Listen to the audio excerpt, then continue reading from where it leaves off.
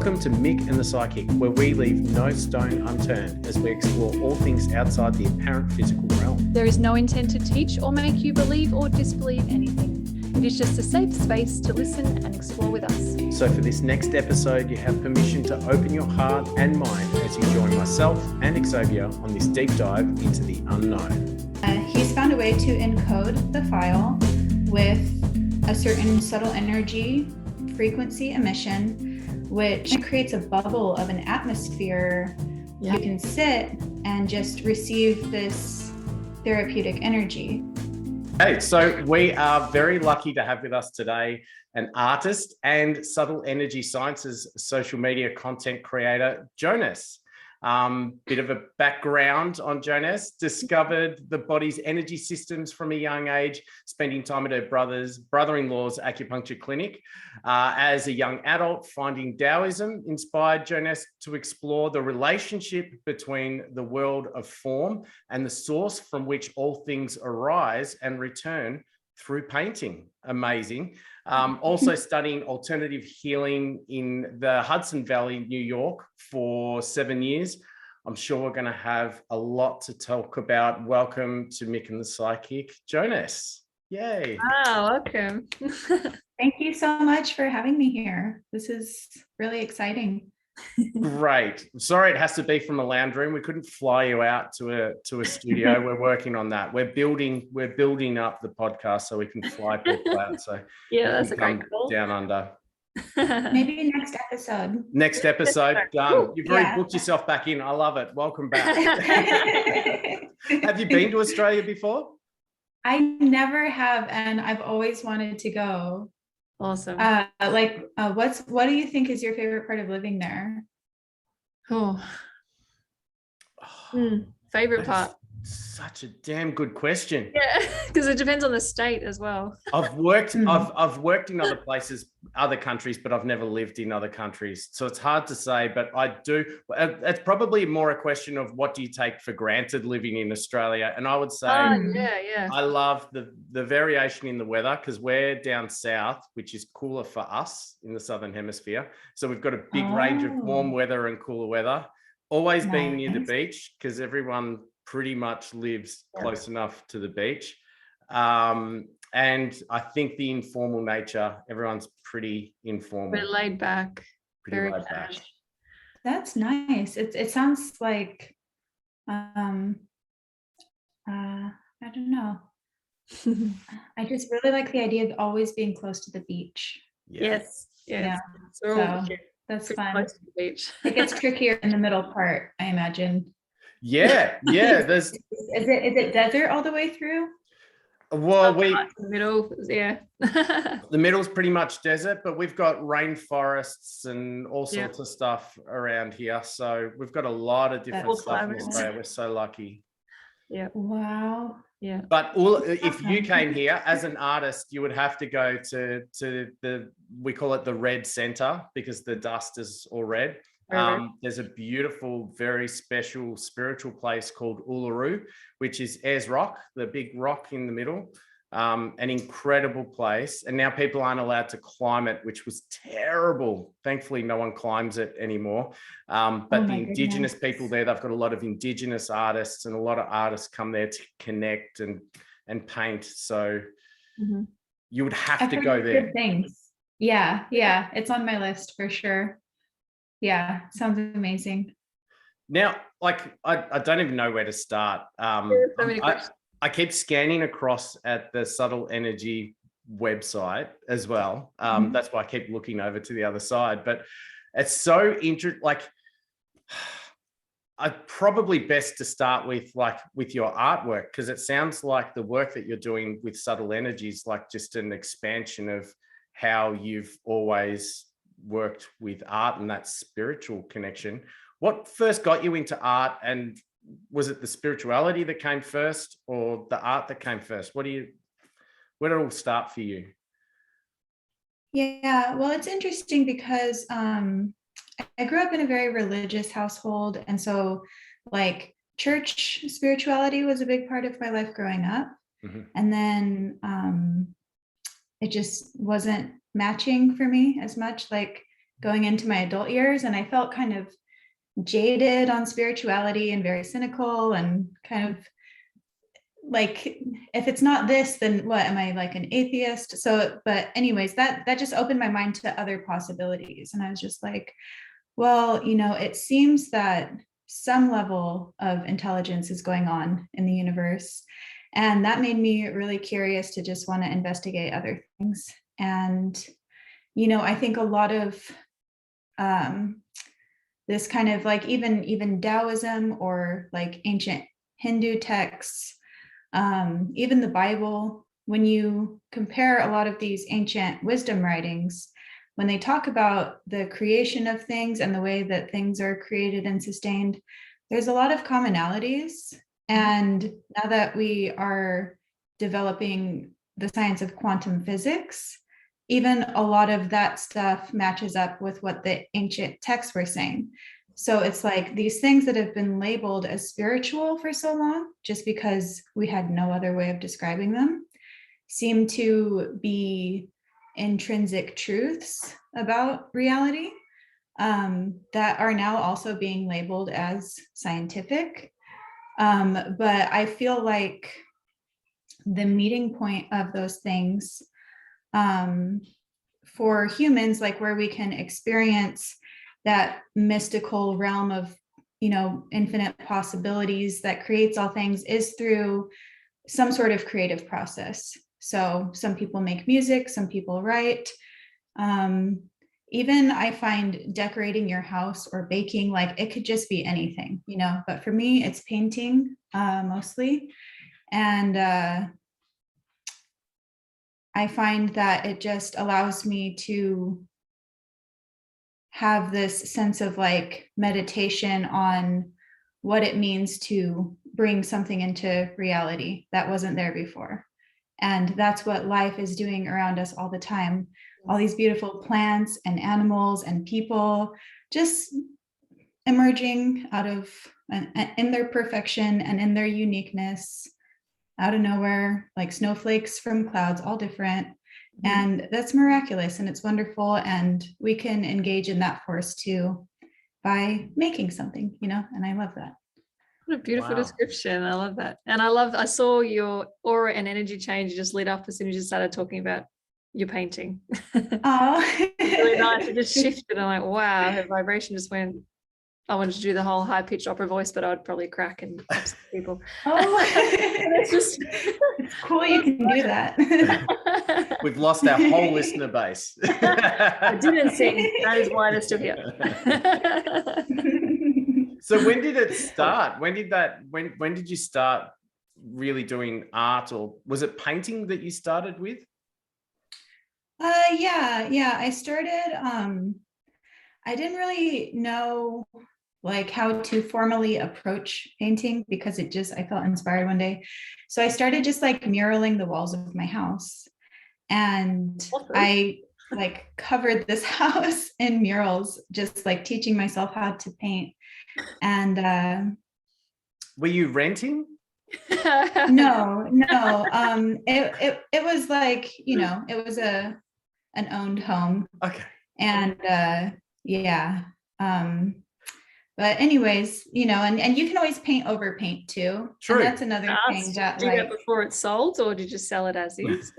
Well, yeah, no, I painted over it before I left, but like, that's another lesson too. And another reason why I like relating art back to some of these spiritual teachings. Like, are you familiar with the practice of the Tibetan sand mandalas? I am, but please explain it for everyone else. Yes.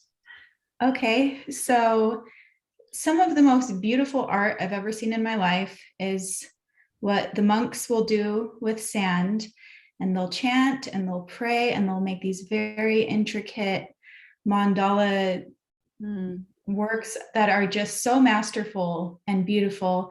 I've got to witness one in person being created before, and it was weird. Outside, it was just lightly cloudy, but this precipitation was coming down, and it wasn't rain, and it was kind of like snow, but it was like crystallizing the water. I swear it was so strange and beautiful, but the sun was still shining, and I've just never seen anything like it before. But after this masterpiece is created, they'll just, pick up the cloth that it's made on and go ahead and dump all that sand into the river, or, wherever. And that's how it felt, covering my murals. I poured out all this intention and, did all this like work. And then it's like, let it go and it's gone. And so that helped me to get really comfortable with also using the creative process as a vehicle for like personal transformation and change, and just like accepting the ability to move forward, and the desire to move forward, even like to embrace that.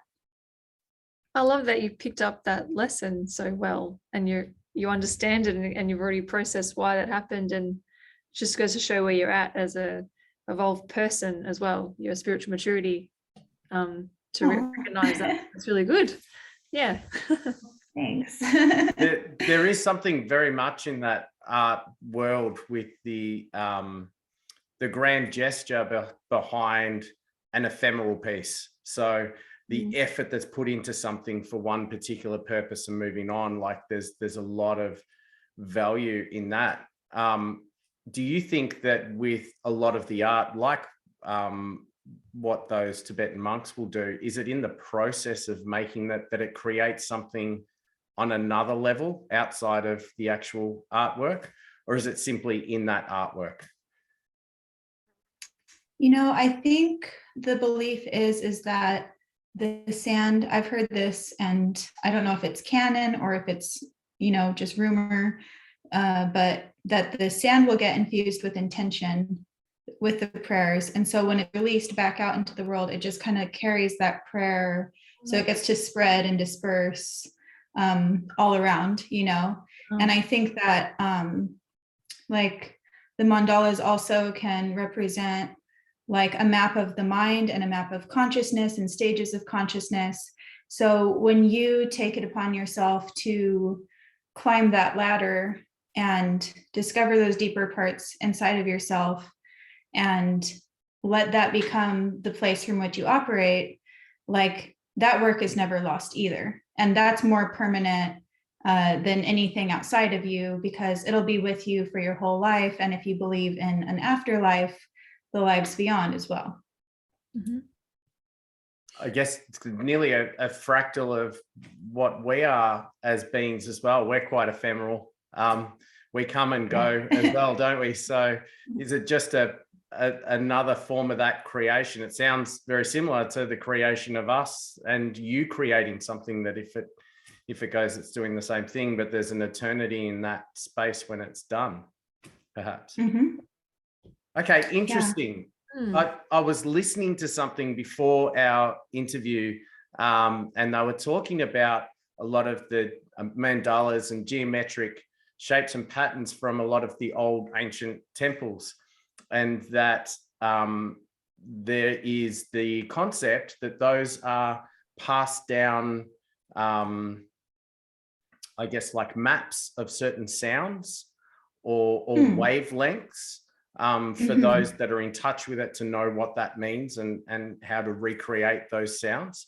A lot of the stuff that comes through in a lot of the artwork that I see, there's a lot of those patterns.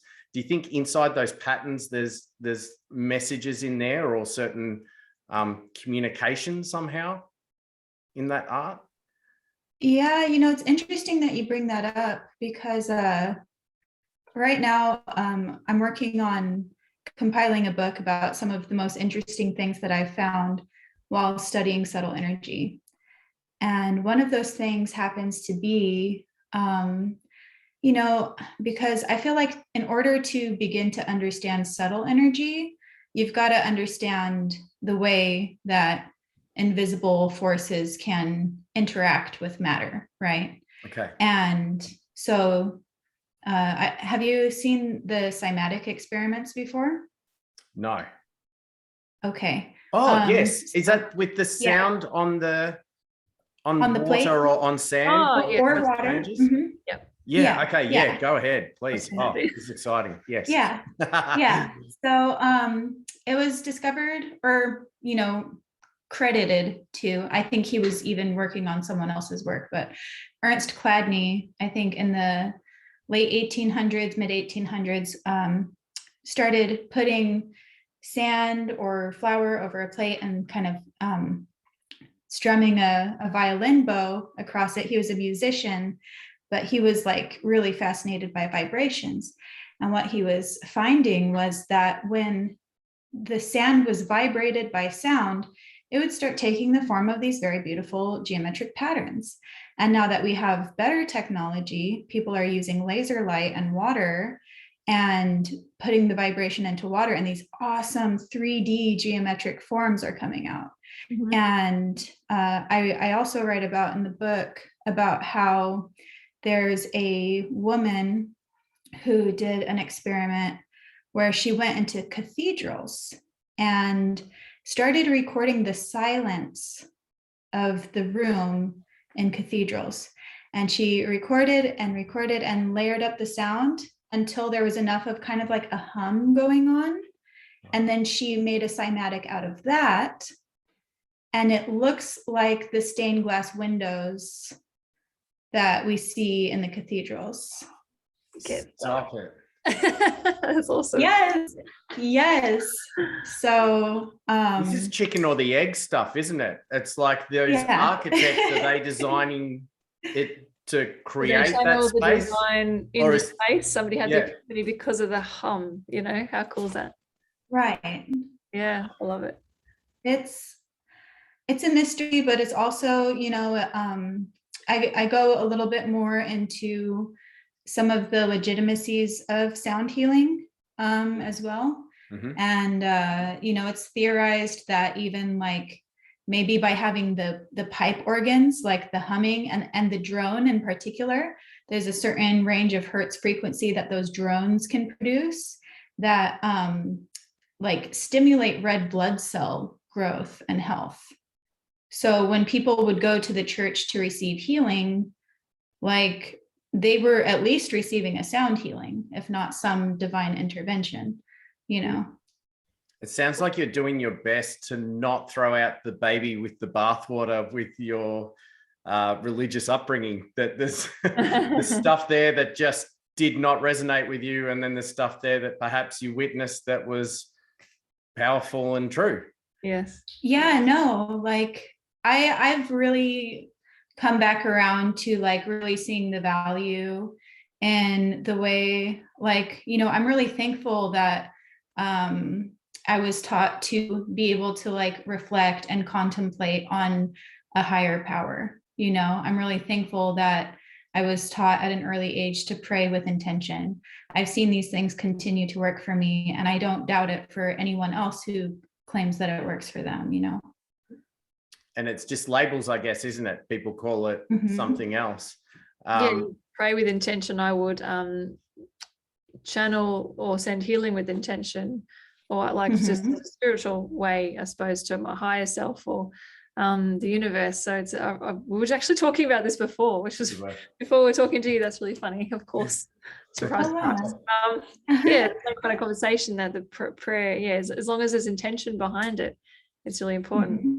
And I just wanted to mention, so do you think, this is what I feel when you're talking about the experiments of the water and the sand and the vibrations. So because we're made up of so much water, do you think that what we say to ourselves and the presence of people, the type of people and things that they say around us, the people that we have in our circles and the music we listen to, meditation music or just normal everyday music, or all different levels with the energy behind it and the intention, do you think that would change the structure of our bodies with the vibrations? And can you imagine all that crystalline stuff happening with us maybe?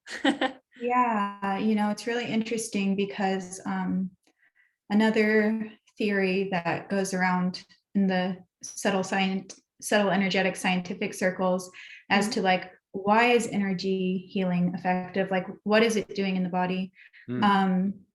It's possible that it is restructuring our water molecules. Mhm. Just like what should have been like maybe a light drizzle or maybe no precipitation at all coming down around the monks, it's coming down as like crystallized water. Mhm. And I think that their prayer was so powerful. I've just had many experiences with structured water and energy charged water that like I can definitely tell the difference.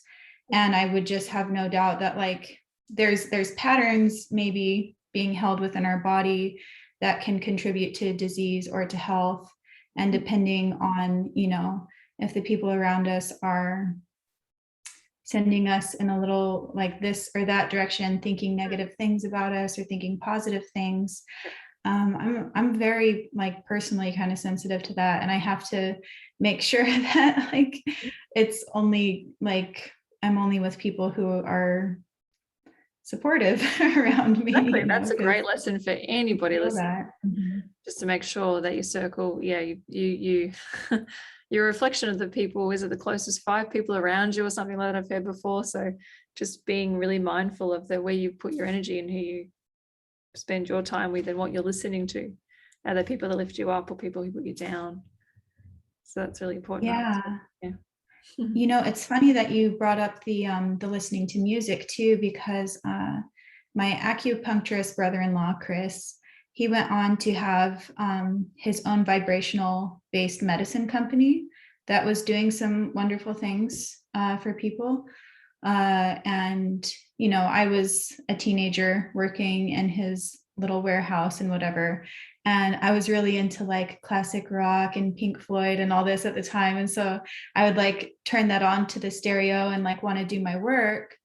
And he's like, he ran into the room. What are you doing? No music. And I was like, what do you mean no music? He's like, no, you got to turn that off right now. Like, you know, he was concerned about it restructuring, you know, the vibrational code of what he had just put together. And, you know, I'll be honest, like I was very skeptical about this stuff growing up, even though he was an acupuncturist, even though I'm seeing the meridian systems and the chakras and I'm watching him heal people. I'm just like a lot of Western people just thinking like placebo effect, you know, he got lucky. Well, this is by chance. It must be something else that they did, even though over and over and over again, he's like healing people from things that Western medicine failed them on. You know, and eventually I got over my own like conditioned cultural ignorance and was like, wow, like he was right, you know, and there is something to this. And it can be, it not in every case, but it can be the thing that unlocks whatever that thing is that the body needs to recover from something, you know. Yeah. And so I'm finding it pretty hard to believe that Dave Gilmour could make anything worse. You know, I mean, that guitarist is, you know what that's he could what I do was with the thinking guitar. too. You know, but obviously maybe the songs. if it was only David Gilmour guitar, I'm sure that would have been fine.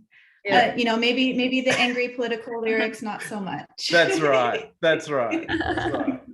That might be the energy, the vibration of that particular sound and what the intention is. You might muck up there a little bit. Yeah. So I was talking with Xavier earlier as well, when we were talking about these things. One of the things I brought up was the healing temple they found in Malta. One of the underground temples, one of the oldest temples I think they can find at the moment. And it was carved out at a certain shape so it would resonate that 111 hertz sound to assist with the healing.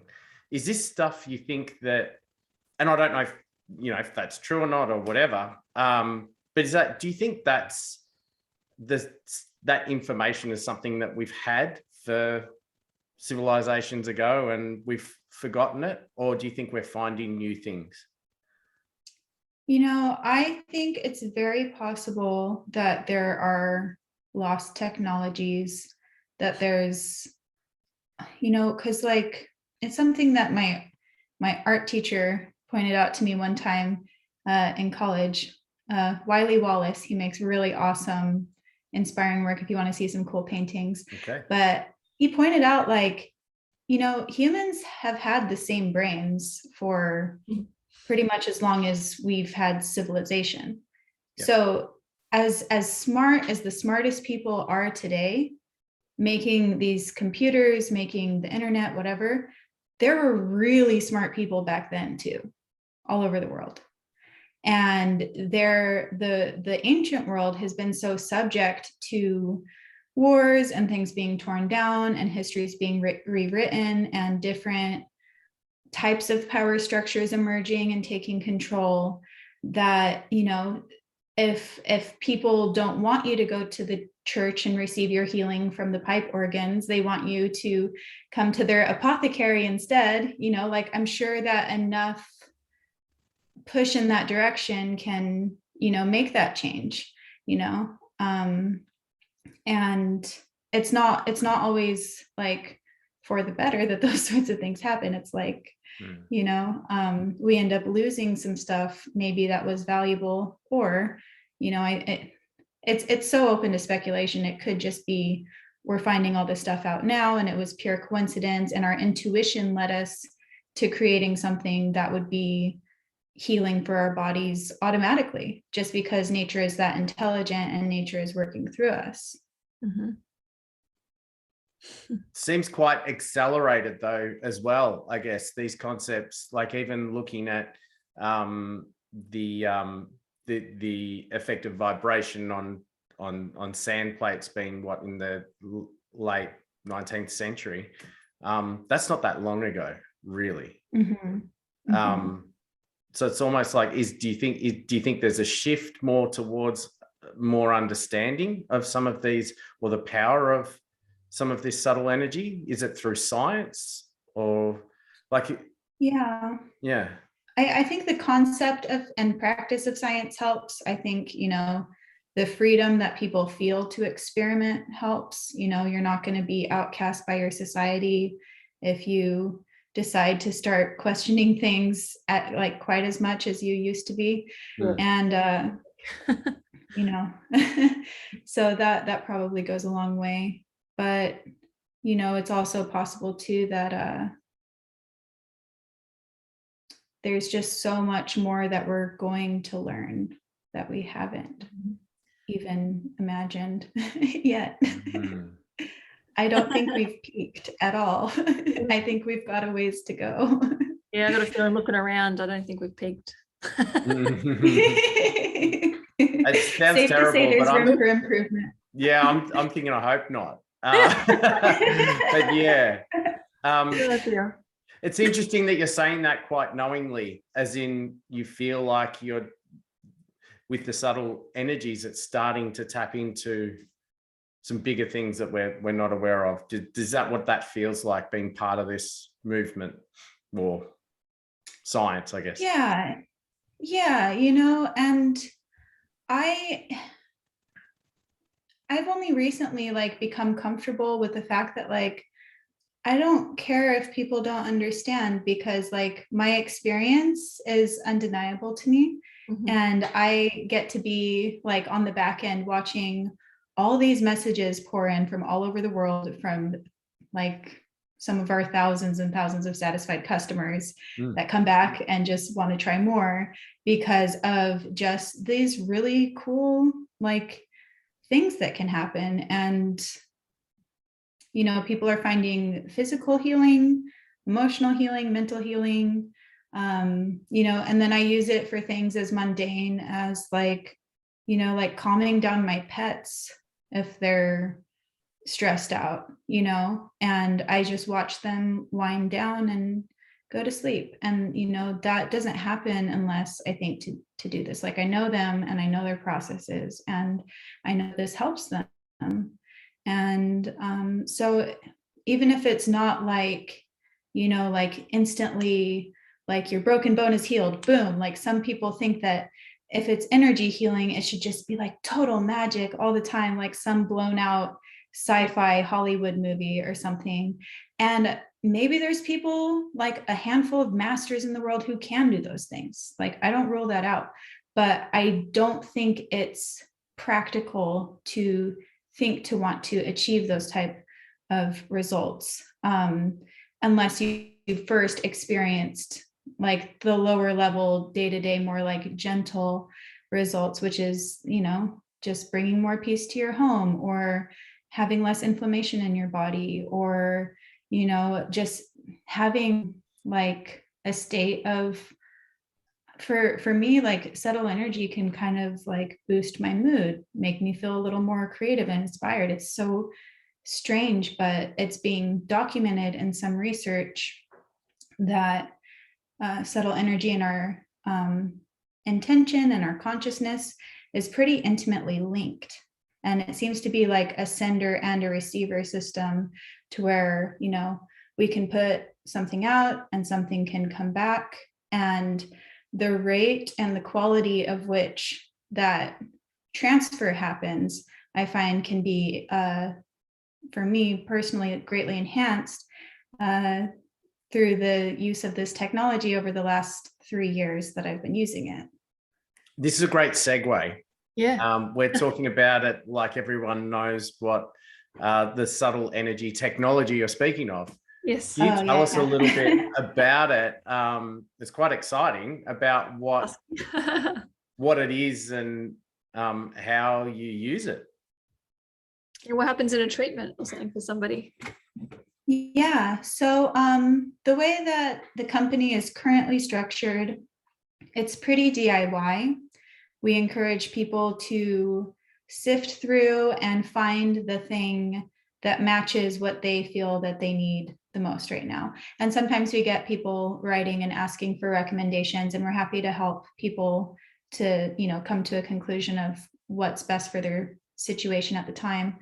But basically, the company's founder, Eric Thompson, who has been working on developing subtle energy technology for over a decade, he's one of the most devoted and dedicated people alive to mastering this stuff. And it shows, and so he is on the daily basis, refining this technology to make it so that when you purchase these, we call them like programs or downloads, but it's either an image file or an audio file, and some signatures have both.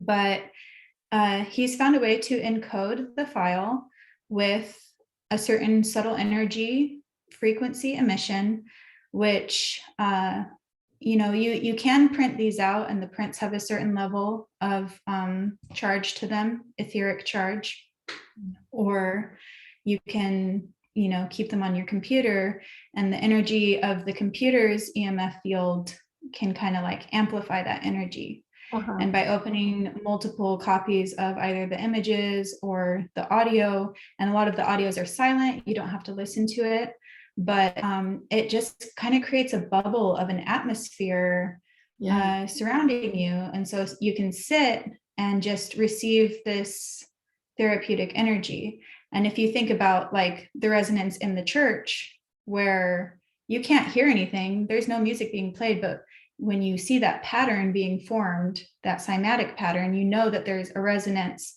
happening. And, if you're sensitive to subtle energy, like clairvoyants, psychics, just naturally intuitive people, some people feel this energy right away, and it can be a great relief for them.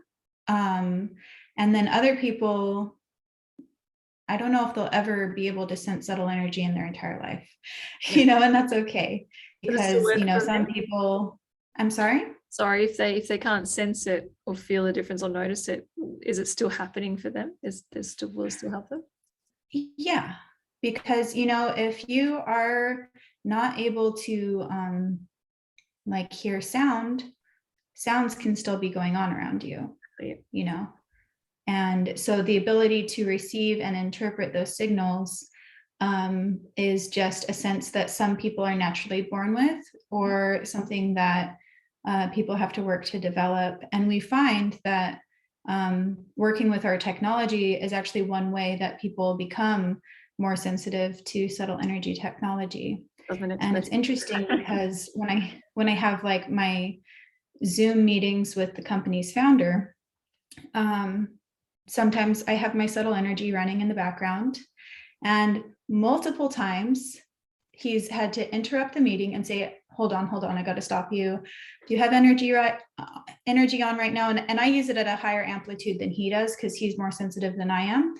Wow. He's been able to tell me which signatures I have on multiple times. We have like, dozens. And he's like, do you have Earth Pulse on right now? And I'm like, let me check. I go over. Yes, I do. Oh, can you please just close that out for me? What a show. Okay, I'm sorry. He probably doesn't even care.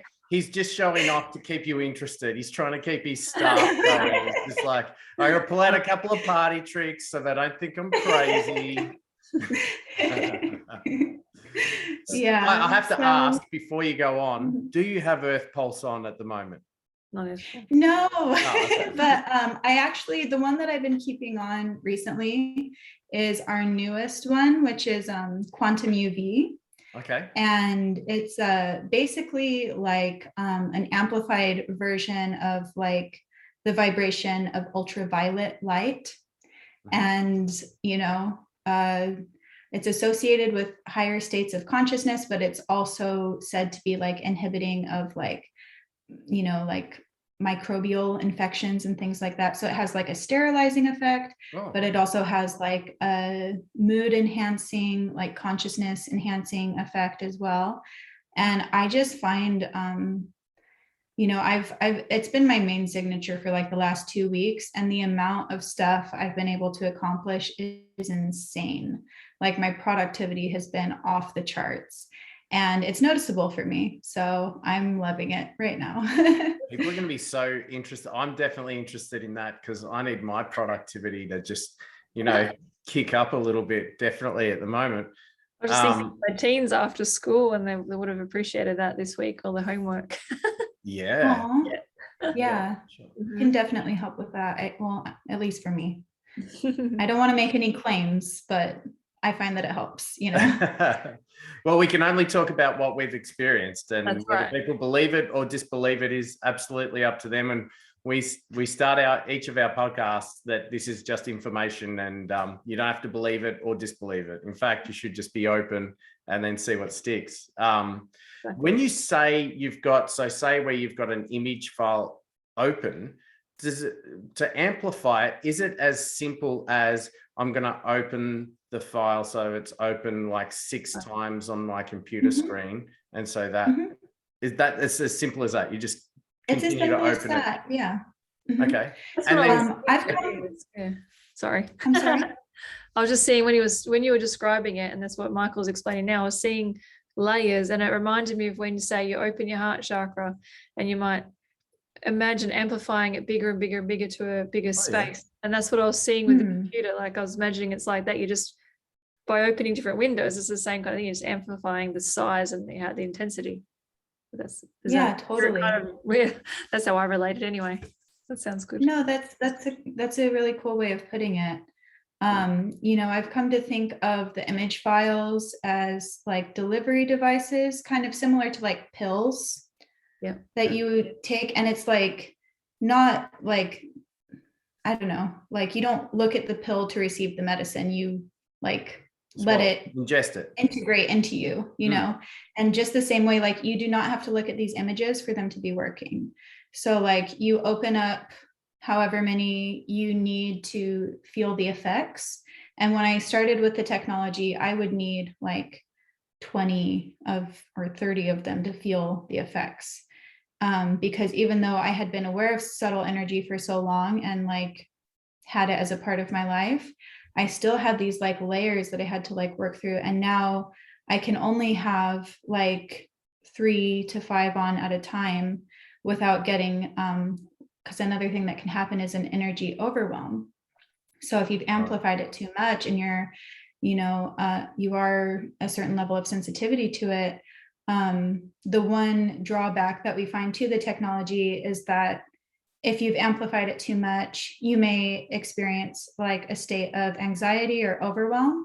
You just feel like, whoa, too much, like, might need to go take a nap. But the effects will wear off, like within the day, or maybe you have to sleep it off. But so that's a word of caution as well. Just So like you can don't. OD.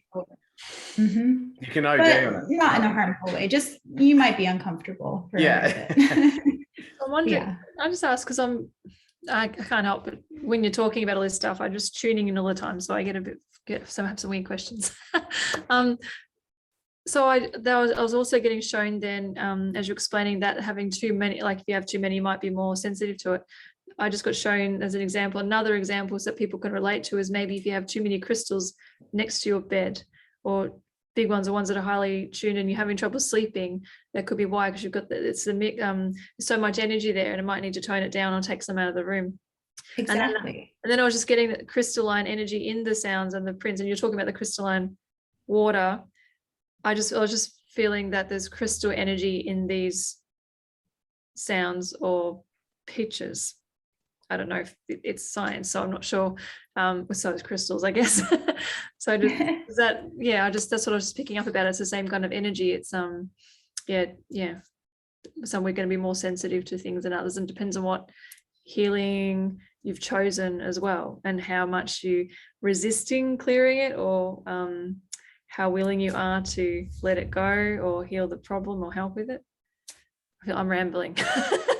But there's all this stuff's coming to me at once. I'm trying to make sense of it. Maybe you can explain it to me better. Yeah, well, you bringing up crystals, I think that's a really good way to relate it. Is, I find with certain crystals by my head, I can't quite sleep either. So I know what you're talking about there. And it's really interesting because my sister works at a crystal shop called Topanga Rocks in Topanga, California. You got to see it. It's a destination. But I visited her the other day, or I guess a few weeks back at this point, but we filmed this experiment where I was blindfolded and she went around the shop and she picked out rocks that were cut in a similar shape. So I had no texture clues. I did not know, like, they all feel the same when I'm holding them blindfolded, basically. Yeah. And I told her where I was feeling them in my body and how they were making me feel. And then we compared that to what is written about these crystals, like what chakras they're supposed to influence and what they're supposed to do for your health and everything. And, I would say 8 to 9 out of 10 accuracy was the result. And I wonder, like, if I wasn't in a shop full of crystals, if the results could have even been clearer. I was also nervous because I was like on camera filming it. Yeah, no like, pressure. Yeah. Right. Oh my goodness. But like, because man, the skeptic in my head is like super gnarly and like low key just keeps on wanting to doubt everything. Yeah. And including crystals, even though I've been working with crystals for like over a decade, and I was like, but you know what, if I do it blindfolded, that will probably be enough to convince the skeptic. Right. And I did it blindfolded and now I have no more skepticism and I don't know what to do. Awesome. I just like that's why being honest is so hard, right? Like there's being a skeptic, which is fine, but being an honest skeptic is very, very difficult because you have to be open. Mm-hmm. Yeah, so that's very impressive. I'm still interested. So the idea of being in a crystal shop and lots of crystals affecting, and the same thing with being kind of overloaded with too much of this technology, like the ability to be able to do that. Is it kind of opposite? So I was a drug and alcohol counselor, so I see kind of the opposite, that when the more of a substance that you use, the more your tolerance goes up. So you need more to be able to get that effect. It's like your body gets used to it and kind of numbs it off. And I guess we're talking something quite synthetic and unnatural to your body, obviously, when you're talking about drugs. Is it the other way around for this kind of technology where when you start, you kind of need more to be able to see the effects, and then the more you get in tune with the subtle energy, the kind of less you need because it's too much? More sensitive. Yeah, that's a really interesting point. And one of the things that we think about a lot in subtle energy is the polarity of things, right? Okay. So if you're working with a chemical substance, like more can create more tolerance. Yeah. Maybe if you're working with an energetic substance, if you start with more, you work your way to less because your tolerance, maybe is the opposite that way. And I think that's one of the real beauties of what we're creating is people are finding, and I find that you're not so reliant on chemical medicine anymore, and when you buy these programs and, you have them for life and you can use them every day for the rest of your life and you're never going to need to buy another bottle because it's always there. Lifetime supply. I can see like mums and dads in a conundrum where they're saying, get off your technology. And it's like, Mum, I've got like 4 healing things on. It helps me get my homework done. Like, all right. Can you have different programs running at once, or is that a bit like crystal overload where you're wearing 10 different ones and it's probably too crazy? It can be, unless like sometimes 2 or 3 crystals work really well together. Yes. And so I have different blends for different things. I have a different one for like, I'm subtle energy sensitive, but I'm also kind of like food sensitive. So if I've eaten something that my body doesn't like, I have kind of like a help me combat food allergic reaction thing. So I don't feel so uncomfortable from this. Right. And then I have like help the animals calm down, anti-anxiety one. And then I have ones that are like, I want to make like this painting session as effective as possible. So I'm going to put on this one, Wow. And certain ones of them stack up really well together. But I've had to kind of do trial and error to discover which ones those are. You can be the guinea pig, so you can help recommend. Yeah, I'm doing it so you don't have to. Great. Yeah. So cool. I love the idea. I'm sorry. Sorry, I was just saying, I love the idea of it. It just sounds really cool that you can choose the programs. And like you said, you have a long list and people, you encourage them to use their intuition and go through it to see what they feel like they need at this time. Yeah. And then if you're curious about combining products, there's a section of the website we call the elixirs page. We call them elixirs, cool. Like energy elixirs you can put together. And so when I find ones that are really good, and my teammate Bree, we put it together, and it just is another resource for people who are curious about that. Cool. That's amazing. So I need to ask then, how do you embed the subtle energy into an image? Because obviously it's not just the image and then putting the image up, even though, a painting can make you feel something or a picture can make you feel something. There's something obviously embedded into it. How is that embedded? What is the process there? Now, I think that a certain level of this is covered in the About section of the website. Yep. I think like 95% of it is covered there. And then there's probably like a 5% that Eric is keeping like secret sauce recipe, sure. Like commercial and how he's going to stay in business, because I don't know. But at the same time too, I don't know if anyone could do it as well as Eric, even if they did know so. But I don't make the technology. I just like enjoy it and tell people about it. Yeah. Read. That's awesome. Thank you. And it's like, I don't really need to know like how a crystal is structured so that it's like sending me this subtle energy. I just feel the energy and that's all I need. I'm good to go. I don't need to know how Wi-Fi works. The internet is here. Boom, good to go. Okay, this like think of like talking to a medieval peasant and being like, right now, you can stream the information and intelligence of the entire world to a little light box in your hand. Do you know how insane you would sound? Well, you'd say, what's stream? Yeah. Yeah, what exactly. world? Exactly. Yeah. And you Yeah. know, so the thought that like we can stream or emit like healing frequencies from this very brand new technology that we've only had for a couple decades, it just, I mean, it seems like a natural evolution of what should happen with technology. Like, why shouldn't it be something that's like beneficial for our health as well? Feels like an amalgamation between science and like, I guess, energy healing, where it's because often people see, I have a lot of arguments with people where it's like you're either in the science camp or you're in the strange spiritual camp where you believe in fairies. And it's like science shouldn't be a belief system. It was never a belief system.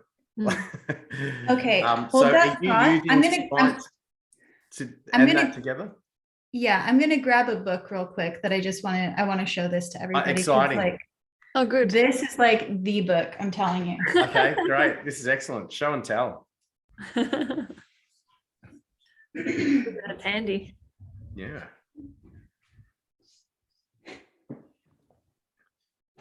So Oh, coming back. this book, I guess it's showing up backwards, No, but it's not. oh, it's not? Just for Okay, you. It is It just for me. confuses you. Okay. Yeah. So this is Life Force, the Scientific Basis by Claude Swanson, PhD. He earned his training from like MIT. He's an Ivy League dude, but this is, he is convinced that like the elephant in the room in the scientific community is subtle energy. And these are all like documented studies in laboratories that people have done affirming the existence of subtle energy. Yeah. So if you want to see accredited people who this is a reality for, Yeah. that's the book to get. Wonderful. And I'll be condensing it into a smaller version to a certain degree in the book that I'm writing. I'll be referencing some of these scientific papers, but I think that, you know, like, I think there's people too that said that the internet wouldn't become a thing. Yeah, of course. Right?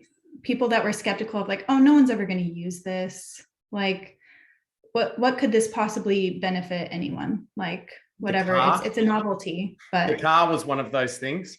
The car that was laughed off. Yeah. Yeah, totally. The horseless buggy, what were people thinking? How weird. Yeah. You know? So that's just the way it goes with science. Eventually people are like, you know, like my final like breakthrough of like, I can't be a skeptic anymore about crystals. Eventually, as a society, we'll be like, oh, yeah, I guess this has been a thing all along. And like, India knows about it, China knows about it, like plenty of ancient cultures still have it integrated, like cultures that have existed for thousands of years, like the, you know, your version of Australian culture and like this current version of American culture, this is very brand new. Oh yeah. You know, and it's not a lot of roots there. So I think it's easy to be skeptical of things that we weren't brought up believing, but yeah, it's like common sense in other places in the world. Yeah, I think people have laughed a lot at people like Greg Braden and Bruce Lipton over the years. That's been talking a lot about subtle energy and it being but coming up with real science as to say, well, what is this then if there's not something there? I guess we get a feeling from where you get a feeling from someone when you meet them. I think everyone would say that they've had at least one time in a moment where they've met someone for the first time and had a certain feeling. That's like an energy exchange that's happened, I guess, hasn't it? Like, and it could be subconsciously you're picking up on things in your subconscious and just relaying it straight to your conscious mind that there's danger or something like that. But there's got to be something there where there's that energy. Right. So I get, yeah. One of the interesting studies that William Tiller did, he's one of the foremost researchers, but they were having a test where participants would be hooked up to like EEG, is that what it is? EKG, that when they monitor the electrical activity of your brain, basically. Mm-hmm. And they would be shown on a slideshow regular images, and then every now and then there would be like a picture that was sexually graphic or violently graphic. And so those things that just make your, senses light up or whatever. And what they were finding was that the EEG, or the brain monitoring, was lighting up before the images were appearing on the screen. So they'd be looking at, a picture of flowers in the meadow and the brain activity is kind of normal. And then like 0.5 seconds or some just like little tiny blip of time before the slide switches to one of those graphic images, there was like a greatly statistically higher difference of people's brains getting excited before that image even showed up, even though they had no indicator that a graphic image was coming. Okay. The energy of it, intuitive feeling, but it probably the energy of it's already getting sent to them. That's amazing. Mm-hmm. And they've scientifically proven it. I love that, because there's so many healthy skeptics out there that don't know about these kind of studies.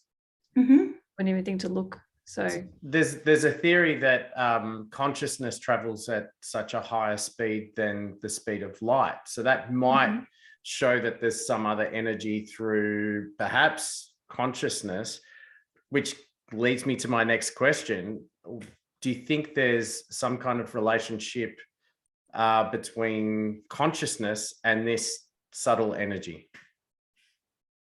Yeah, absolutely. I think I've heard Eric say, like, relate subtle energy as kind of like a carrier wave for consciousness. Maybe not consciousness itself, but somehow they're just very intimately related. And it does appear like me and my sister are incredibly close.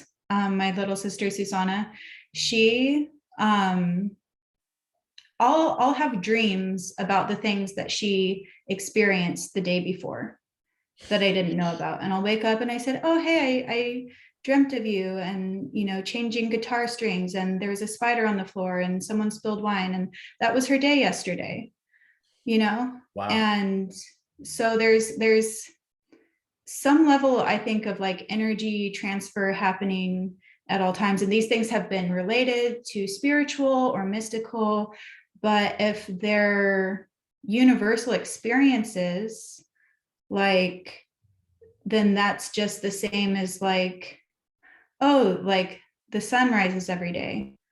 Mm-hmm.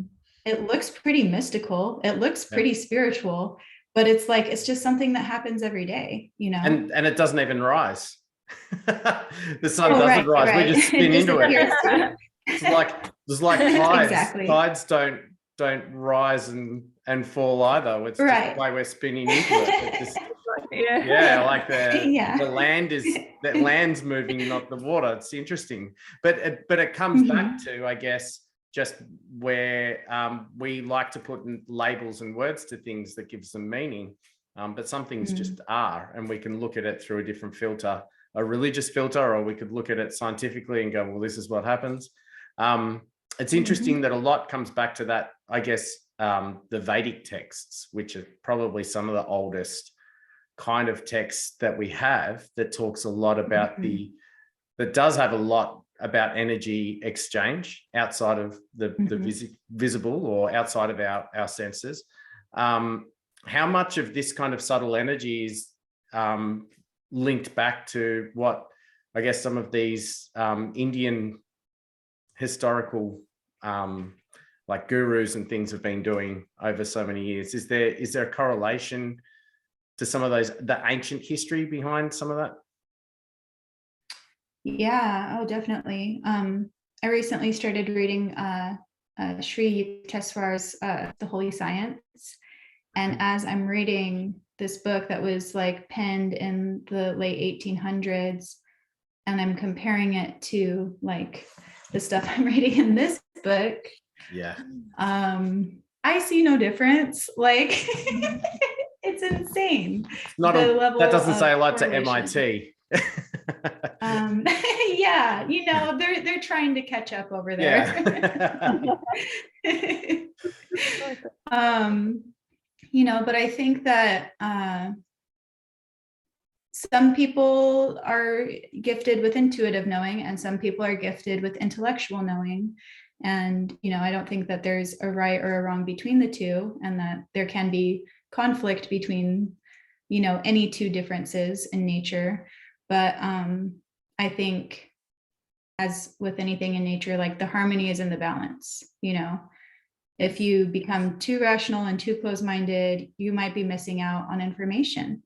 You might be closing yourself down to something, like when you're looking for your keys and they're right in front of you, you know. Mm-hmm. And subtle energy appears to be one of those keys that are right in front of us. If we'll just like take a deep breath and say, like, where does my resistance to this subject matter even come from? Mm-hmm. Who taught me to like write this off without question?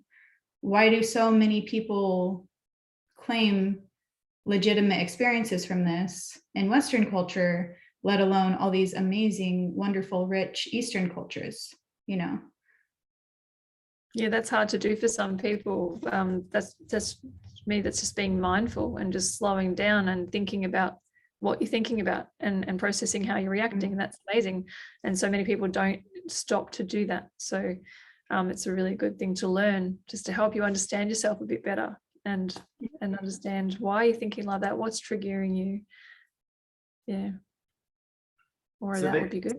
I'm still going back to these images and how it actually works.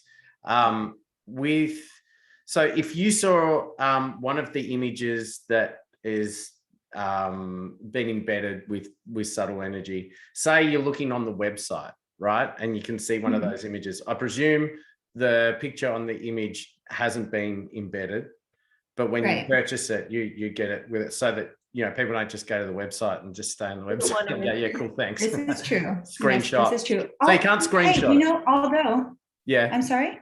So you can't just screenshot the website? No, you can't. You can't just cool. screenshot. I'm just checking. And thank you for helping me to be able to verify that. We do have currently, I believe, 2 free signatures right now that you can just go to your browser and open, and everyone has access to, which is virtual negative ions. And then we have one, I think it's protocol immunity, just to help boost the immune system. Oh, cool. And so those are free to the public. But as far as the images that we're using for promotion, Eric creates the image files that accompanies the subtle energy. Yeah. So the subtle energy signature is one thing, the image is another. Just the regular old JPEG or whatever gets put up on the website. Yeah. But then there's a process of like combining those files that he knows. I don't know. I don't care. I mean, like I do care, but like it works, so I don't care. And then like that gets released to the public. For sale. So amazing. Yeah, so there's definitely something embedded into it. It's not just the image. The actual artwork, though, we've just had a podcast with Varley Main, who is she's a folk singer, but more than that, she I guess it's channeled singing, Xavier. Yeah. Where she sings and it comes from somewhere else. So she feeling energy within the tones and which is incredible stuff. And she had the album cover designed by a close friend of hers, who designed the album cover whilst listening to her healing singing, and it came up as being something like it's a very geometric mandala that came up, which isn't kind of surprising. So it makes me think, with some of the actual images that Eric's done, is that from other artists that have come in, or has that been inspired by the kind of healing? Like, is there a rhyme or reason into what the actual image is, as well as, or is it just the energy? Something to hold the energy. Cool. Yeah. Yeah, I think Eric puts together the designs based off of what he feels represents the energy. Okay. But I'm not sure how much more there is to it than that, other than just like, he's told me before, like, it's not the content of the image that matters, it's the signature that's in it. So it could be like a photo of a puppy for, golden proportion, and you'd still be getting golden proportion energy. Okay. But he just likes to put like a golden spiral on it because it's descriptive. Because I'm seeing that you could just send a blank screen and it still do the same thing, because the energy is in having a picture. It's like using another analogy that they're showing me to help explain it to people. It's like having an oracle card deck. The picture is just for the readers, like the client's entertainment, really, to have a look at something tangible so they can see it, so they feel a connection with it, but they're receiving the message regardless. So so he could technically just send a white screen, but then the client might not feel like they're getting sent anything if there's nothing to look at. Exactly. That's a really great way of putting it. So it's similar to, I guess, the sound files, that some of them are just have silence on it. Yeah. Mm-hmm. Mm-hmm. But pushing play, it's actually a sound file. So you push play for that time, and it'll still have that energy. Wow. How many people look at it to make sure they did press play because they can't hear anything, and they're just making sure it's on. I do that sometimes. Good. Well, because sometimes, like, I'll be going about and I'll be like in my happy, subtle energy bubble zone, and the hours will go by and I'll just kind of start getting like a little more like back to regular. And I'm like, did my audio stop? Yeah. Wow. But you know what? Psychic charge, they're finding too, and some of it's covered in the Claude Swanson book. Psychic charge can linger in a space. So when subtle energy gets emitted, they actually were doing experiments in the 1930s at Duke University, where they were rolling dice and having the people rolling it intend a certain number. So say they were trying to roll a 5 or something like that. And so when they were intending for fives were coming up statistically higher than the control group, and like by far. But then when they said, switch the number, let's try and roll, 6s or something, they kept rolling 5s statistically higher still. Okay. And so they were theorizing, even back then, even at these accredited, wonderful colleges that everyone is like, that's where all the smart people are, in the 30s, that psychic charge is lingering in a space. Okay. Like, this stuff has been known. It's just like laughed off, just like anything else. It's not like easy to understand without effort. It's not seen or felt. Yeah. What would be the most, if you know this, because you're more the, creating it, you're sharing it in the programs. Is there like a few really popular programs that people tend to download? Like, do you know the most popular, or the percentage, or just to give some people ideas? If you say some of them that they might be like, oh, I wouldn't think of something like that. That's something that I might need. Mm-hmm. It changes. Like our new products tend to like just be very popular right out of the gate, but the ones that stay really popular over time, and the ones that I tend to recommend to people as just kind of being the most useful to get started. One of our most affordable ones that I find to be like the most universally useful is one called aura clearing. And so if you are an empathic person, or if you just like feel like you're just carrying the dirt or the weight of the world around with you, and you just need to refresh, and refresh your space too, if you feel like the vibes in your house or your office are just bad and conflicting, just turn on aura clearing. It's less than $30. And again, like you can use it for your whole life. And then one of the ones that I recommend for if you're ready to deepen your consciousness and your awareness and that sort of thing, Pineal Awakening is one of our most popular.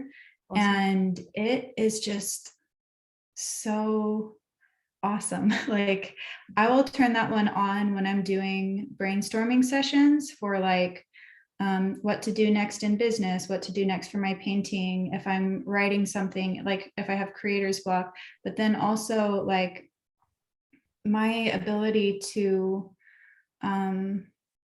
like predict things. Like I think that's how my intuitive nature like expresses most often, is like just picking up on things before they happen has just like dramatically increased.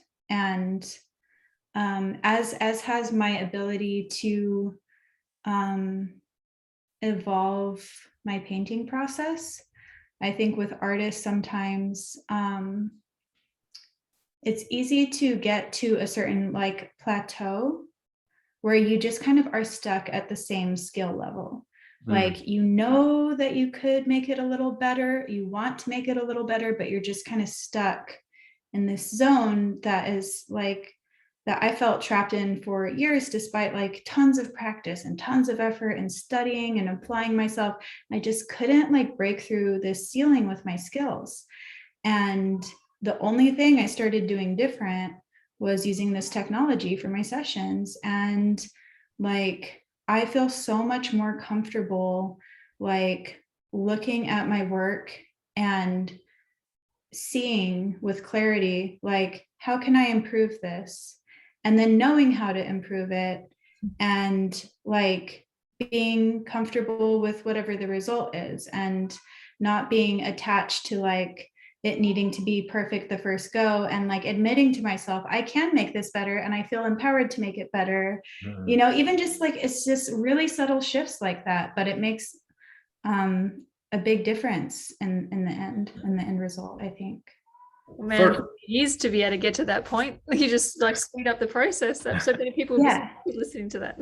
For an artist, that's for any kind of creative endeavor, that's so important, because it's so difficult. You, particularly people that work in the arts, it's like they treat, people try and treat art like a commodity, but you have to be in a space to make it. You can't just go, you know, hey Jonas, do art. It's like, okay. You know, it's not a thing where you just like, you have to switch something on, which is just so out of your control, yet you've got deadlines. Right. Is this literally one of those game changers where you can really change your environment around you to put you in the best place to create something? I would say like 9 out of 10 times. Whoa. You know, but there's always going to be days where it's out of your control and like nothing's going to get you there. Probably weren't meant to do the art that day anyway. Yeah, like go for a walk or something. Yeah. You know, go to the beach, go take an inspiration from real life. And you know, so I find subtle energy is like a tremendous help and benefit, and I don't see it as a cure-all. You know, I think it's part of enhancing a healthy lifestyle. I still have to exercise, I still have to eat clean, I still have to drink good water and get adequate sleep. And when I'm doing all those things and I turn on subtle energy, whoa, it's just like amazing, you know. So that's that tone I heard at the start of the interview. Yeah, exactly. I hope I didn't break your camera screen. No, it was nice. Okay. Love it. So, yes, it's not a magic pill, but that's great, because you know, my gut says never trust anyone that says this is it. It's helpful, you know, just like if you start taking a vitamin that like sometimes it's missing essential nutrients for people. That is the missing link to get their mood to stabilize or something like that. And so I'm not ruling any of that out either. We do have programs that are based on some nutritional supplements, and that can kind of like simulate the effect of getting that supplement. And those I've found to be pretty surprisingly useful. However, they can also make physical supplements more potent and powerful and kind of combine the effect. And the most noticeable of those for me is the digital CBD. So I can get. I was just thinking that's, yep. Oh, wow. I fell off my chair. I was just thinking about CBD and did you have my gosh, that's yep. so wild. That's psychic. That's funny. Yeah, you picked that right out of my head, probably. Like, yes. But because I'll take vibration. Yeah, I'll take CBD in its physical form, and I love it, but sometimes it's a little overpowering for me. If it's like full spectrum. Yes. But yeah, but if it's if I take like a little bit of physical CBD and then the subtle energy, that's also very effective. But if it's just the subtle energy, I just find that kind of like just relaxing kind of like body chemistry balancing thing that CBD does at the right dose, like this does for me. So I don't end up taking CBD nearly as often as I used to, because like I'm getting what I want digitally, and That's amazing. It's more affordable. Have you got? Do they have? Yeah, do they have digital THC at all? Yes, we actually have a digital cannabis program. All right. And there you go, Australia, because it's not legal. So here we go. You're in. Yeah, totally. And it's a few of my mates just switched on then, I reckon. Just went, wait, what are they talking about? Yeah, we're talking about something that's absolutely totally legal, and it's just like the alleged, supposed, totally woo-woo, like subtle energy of cannabis. Wow. Well, it's been used as a healing medicine for a really long time, so it's not surprising that you can tap into that healing energy, I suppose, if you're tapping into healing energy from other parts. Makes sense. There's no DMT one though, is there? That's something else we're discussing. And I'm thinking, released to the public. I'm thinking if they're let me guess.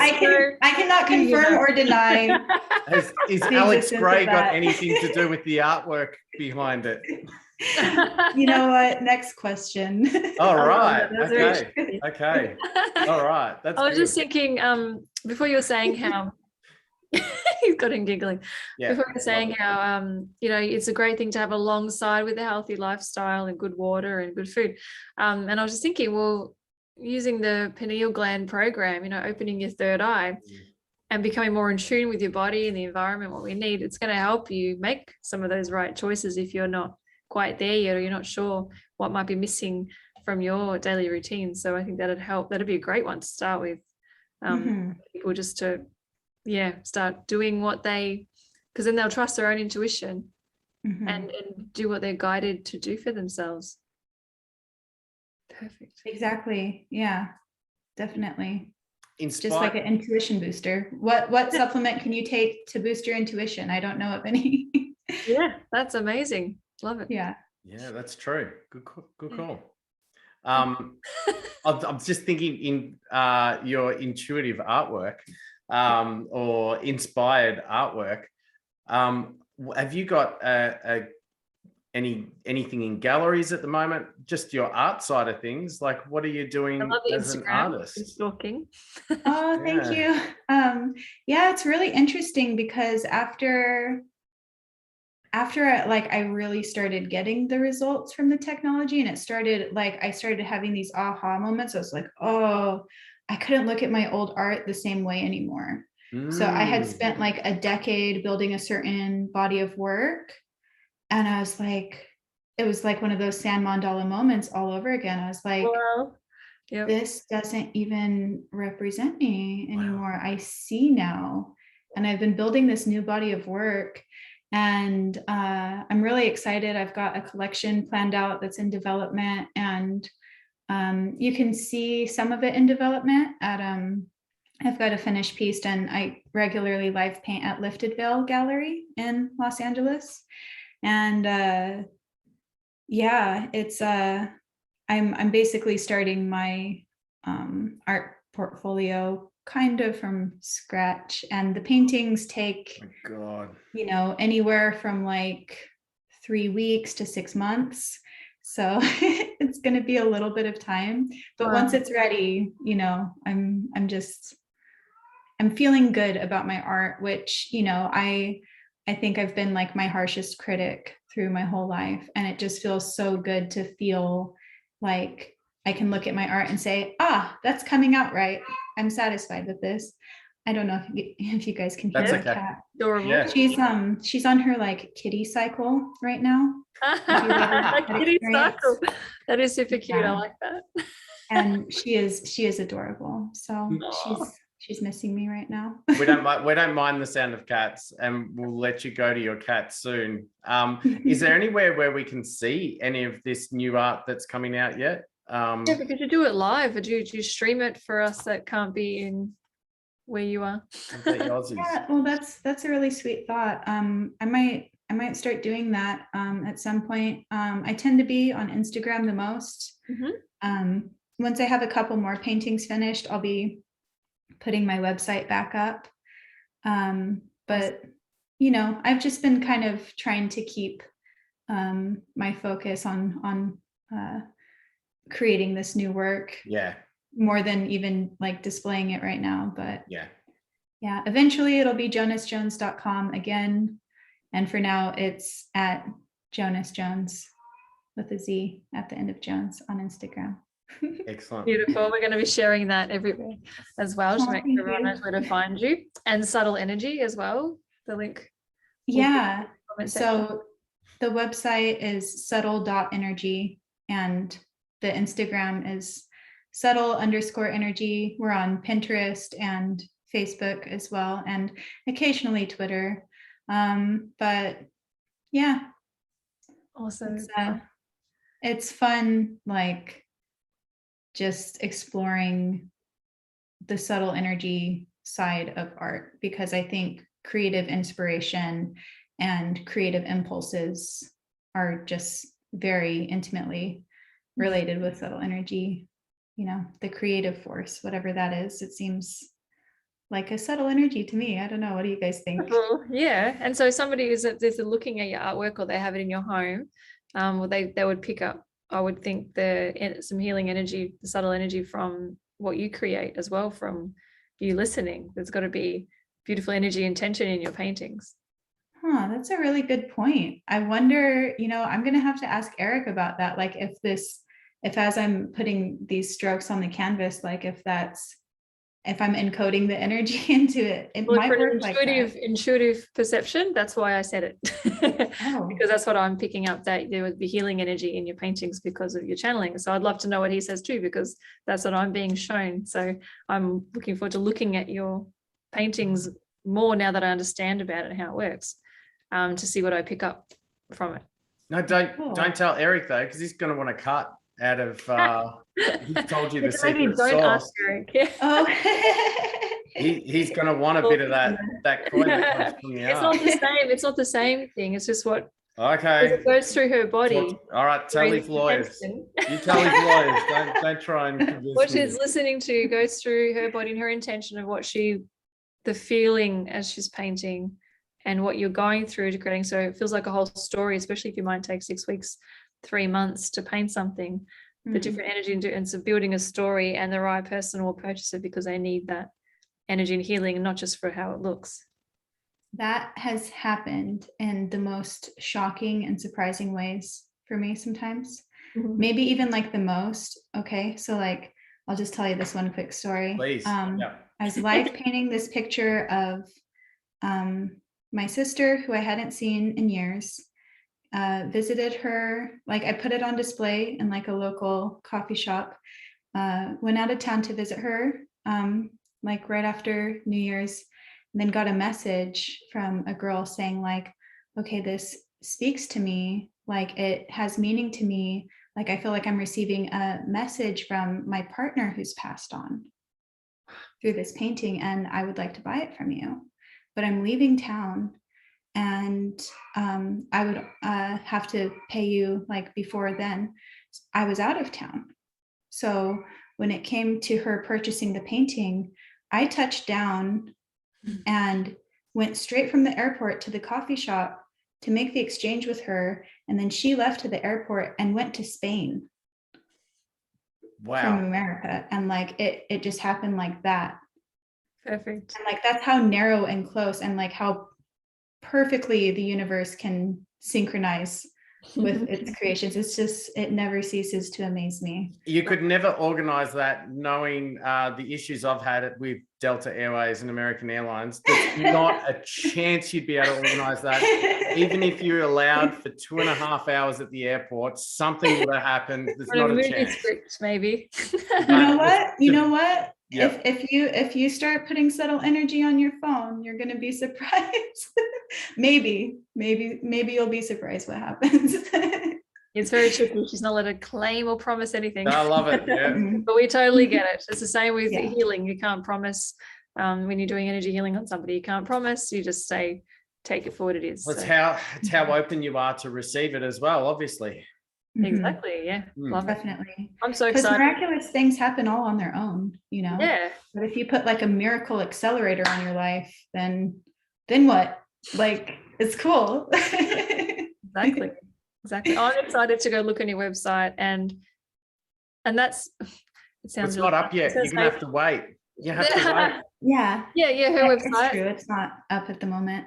Yes, and subtle energy, because even being psychic and knowing that I can help people with a lot of different kind of healing, I'm still curious, and I would really like to go look at what else can help me and other people that I know that maybe is something I've not been able to help them with before, so I have somewhere to guide them.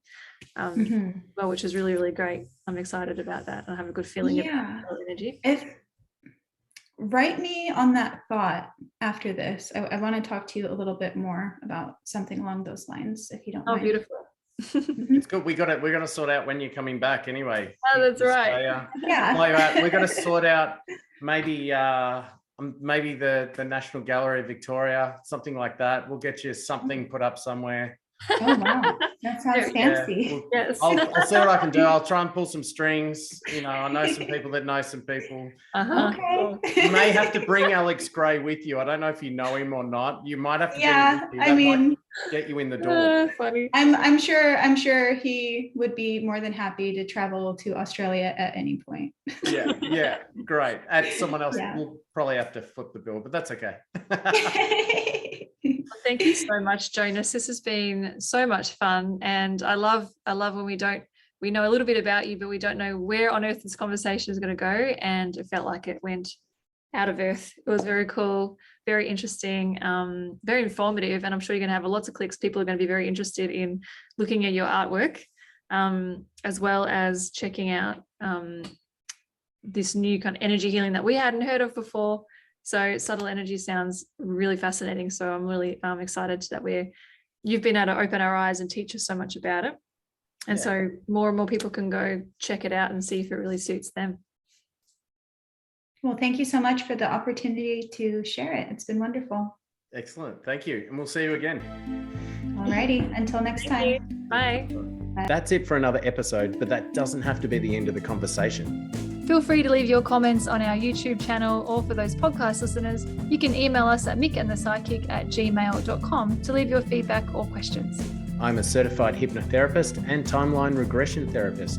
If you wish to contact me to explore the source of an issue you're facing, just book a session at hearnhypnosis.com.au and include the promo code MATP for 10% off. You can contact me on Insta and Facebook at hearnhypnosis. Check out my website at optimisticxavier.com.au if you feel you'd like to connect with me as a psychic medium, spiritual mentor, or intuitive coach. Include the promo code MATP for 10% discount. You can also find me on Insta, LinkedIn, and Facebook. We look forward to connecting with you again next time as we attempt to leave no stone unturned. Bye. All right, cool. I reckon that should be okay.